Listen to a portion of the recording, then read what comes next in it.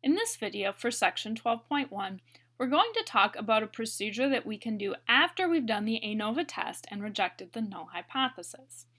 So remember that rejecting the null hypothesis means that we are concluding that at least one of the means is different from the others. And we probably want to know which one or which ones of those are different. So for example, in the sandwich company example, we saw that there was not a difference in the average customer spend because we did not reject the null hypothesis. But if we had, we would want to know which of the locations are significantly different. And the way that we do this is with something called the Tukey-Kramer procedure, or in Minitab it's going to be called just Tuki.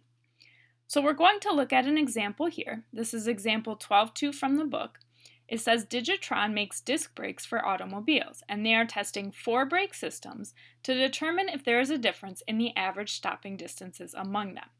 So they're testing 40 identical cars on a test track, 10 cars with brake A, 10 cars with brake B, etc. And then they're using a remote switch to apply the brakes at exactly the same point in the road and measuring the number of feet required to bring the car to a full stop. So we're going to use a one-way ANOVA test to determine whether the 4 brake systems have the same or different mean stopping distances with a 0.05 significance level or alpha. So first, I'm going to write my null and alternative hypotheses. So my null hypothesis is going to be that each mean is the same. So mu A is equal to mu B is equal to mu C is equal to mu D. So they have the same mean stopping distance. And my alternative hypothesis is that at least one brake system has a different stopping distance.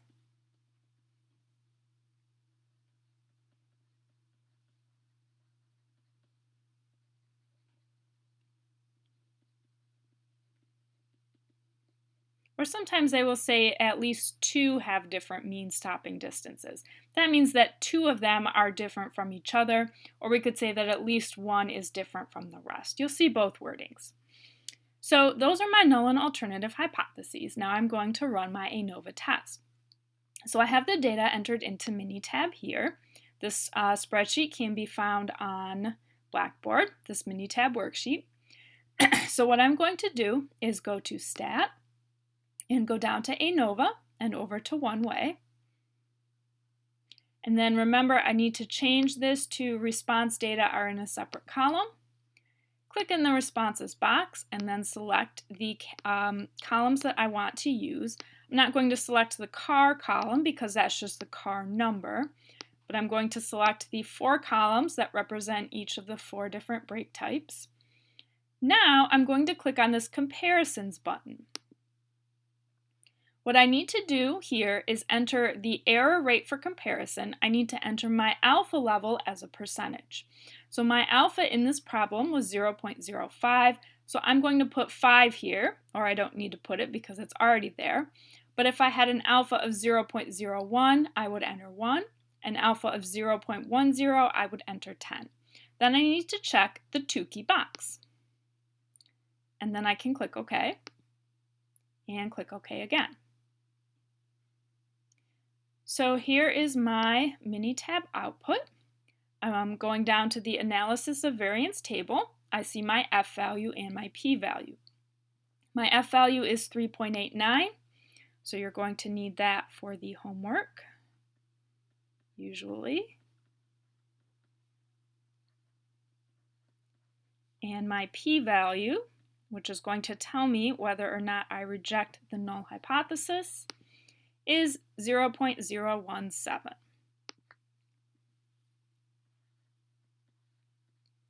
So since my alpha here is 0.05, this means that I can reject the null hypothesis.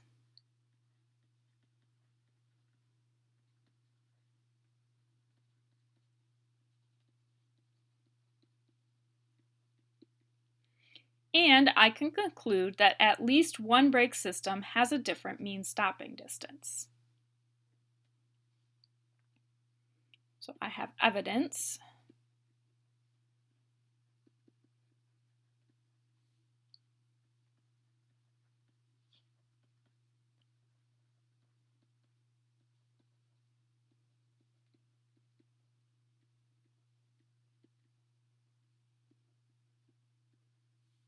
that at least one brake system has a different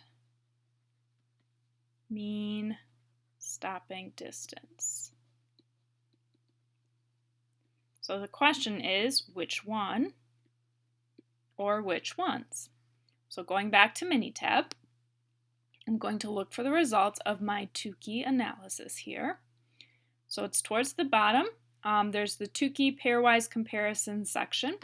Now there's two different visuals for the Tukey comparisons. I'm going to show you each and how they work.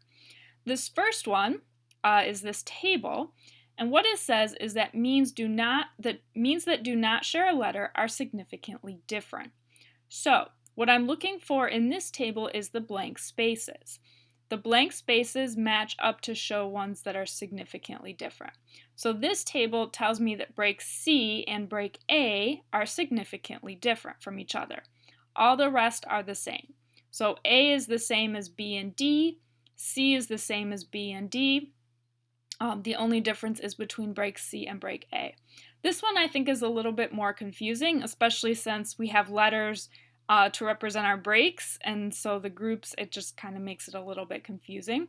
I usually use this second image, which is the confidence interval bars here. And so the way that this one works, if you see the instructions at the bottom, it says if an interval does not contain 0, the corresponding means are significantly different. So this shows each possible pair.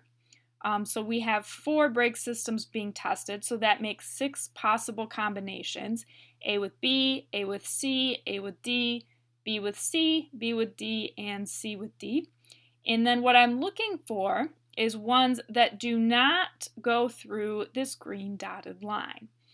Any pair that does not go through the green dotted line means that those two are significantly different. So in this case, each of these bars goes through the green dotted line. This B and C one is right on the edge, but it does go through the green dotted line. Each one does except for A and C. So this tells me that brakes A and C are different.